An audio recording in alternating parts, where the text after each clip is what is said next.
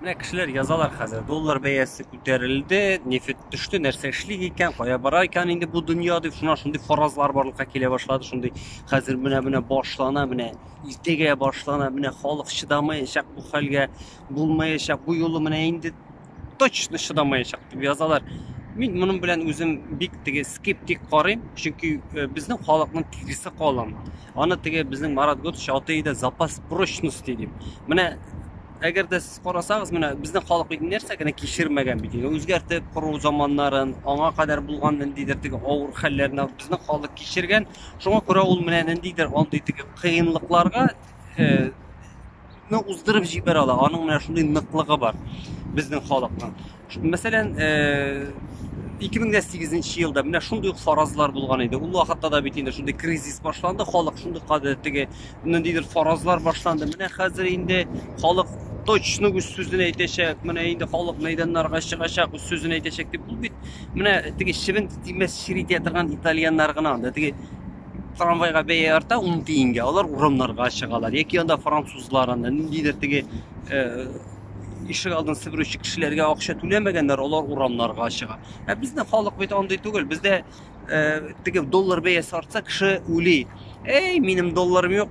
Ortsin shunda ana shu korrupsionerlarning dollarlarini kimya menga bir narsa bo'lmaydi. Ular suyunirga de mumkin. Aybat bo'ldi deb. Ular o'xshalari kimgan kishilar qayg'irsin, mening qayg'irasi yo'q deb o'ylarga mumkin. Bunda bir narsani hisobga tutarga kerak deb o'ylayman. Men hukumat nindi qarorlar qabul etishak. Mana nindida bo'lsa ilda shunday siyosiy krizis boshlansa, il yetakchilari ular bitindir shulay yo'qdagi düm xalq o'ylagancha yo'qdagi jularib kishilar tugul, ular qaraylar, monitoring yasalar, nechik ishlarga ham nindidir natijalar yasalar. Masalan, 2012-yilda shunday krizis bo'lgan edi.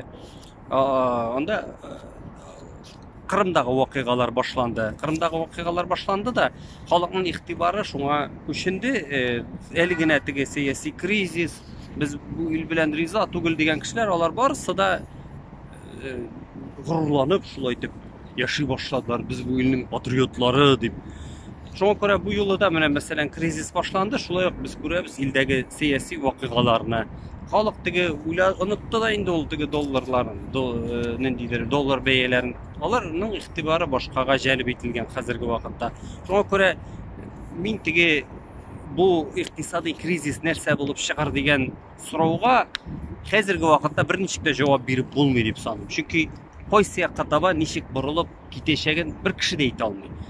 Endi iqtisodchilarning da 2008-yilda aytgan farazlari da chinga oshmadi.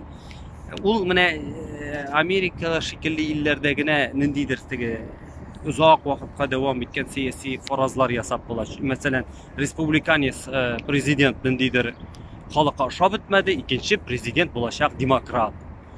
Bizda bir institut yo'q, qanday partiya instituti yo'q. Shunga ko'ra nindi faraz yasab bo'lsin. Kim bilsin narsa bo'lasin. Shunga ko'ra bizning xalqda shulay deb yashay, bugungi kunim tomoq to'q, butun bo'lgan, jetgan, bo'lgani jetasi qushlargina bo'lmasin deb.